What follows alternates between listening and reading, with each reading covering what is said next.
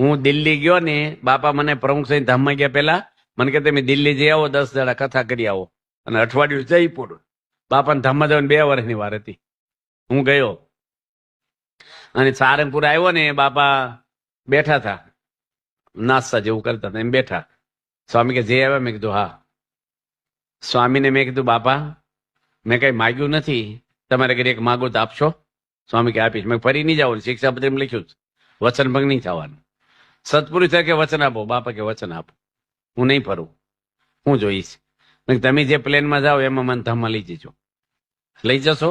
બાપા કે લઈ જઈશ. તમારા ભાઈબંધ સર્વમંગળ સ્વામી એને લઈ લઈશું. એ તો હાજરી નહોતા, પૂછવું ન જોઈ આવું છે કે નહીં. બાપા કે બે ને લઈ લઈશું. અને બાપા ગયા લઈ તો ગયા નહીં, તો વિશ્વાસ કોનો કરવો? બાપા જતા રહ્યા, અમને લઈ ન ગયા. અમને હોરવતું નથી, અમે જવું જ છું. તે મહંત સ્વામીને હું 2018માં લંડન જતો હતો, જૂનની 13 તારીખને 4:15 વાગે સાંજે, અને રૂમમાં મળ્યો એકલો, બધાને બહાર મોકલીને. મેં કીધું પ્રમુખ સ્વામી મને કીધું ધામમાં લઈ જઈશ, અને મને લઈ ન ગયા. હજુ હું બોલું ને તે પેલા કે ગયા હોય તો લઈ જાય ને, તમારે સામે એ તો બેઠા હતા. કોણ બેઠું છે? મને હાલે ને, એના એ જ ગુરુ છે. એ કે આજ પ્રમુખ સ્વામી જ બેઠા તમારે સામે. હવે આપણને તો આમ તો મેં કીધું તમે તો સત્પુરુષો કાયમ રહેવાના, મારે જવાનું ક્યારે? તો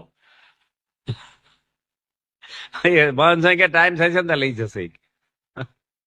હા ગુરુ આપણે છે ને આમ આનંદ છે ને, તમને 2 કિલો હોનું મળી જાય ને, બોલો કોઈને ખબર ન હોય તો આનંદ આવે કે નહીં? એકલાને આવે કે ન આવે? ઘરમાં કદાચ રોટલી ખૂટી ગઈ હોય ને તો ટેન્શન ન થાય, માલ મળી ગયો ને બસ એનો આનંદ હોય.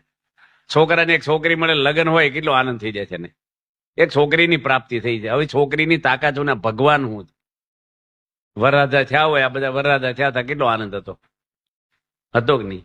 હવે રહ્યો એમાંનો બહુ. હા, મોટા પુરુષને સ્ત્રી નહીં, ધન નહીં, મારું તારું નહીં, વેરઝેર નહીં, કોઈનો અભાવ નહીં.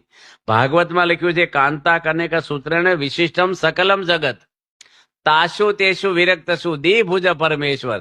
સ્ત્રી ધનથી જે વિરક્ત છે, આખું જગત વીટાડેલું છે સ્ત્રી ધનથી. કાંતા એટલે સ્ત્રી ને કનક એટલે પૈસો, સૂત્ર એટલે દોરી, આખું જગત બંધાણેલું છે. તાશુ તેશુ વિરક્તશુ, ત્યાંથી જે વિરક્ત છે, દેહ ભુજ પરમેશ્વર, 2 થોડો ભગવાન છે. આ ભાગવતમાં લખ્યું છે. પ્રમુખ સ્વામીના જિંદગીમાં કોઈ બેન દીકરીનું મોઢું જોયું નથી. મહંત સ્વામી પણ આખી જિંદગી નિષ્કલંક પુરુષ.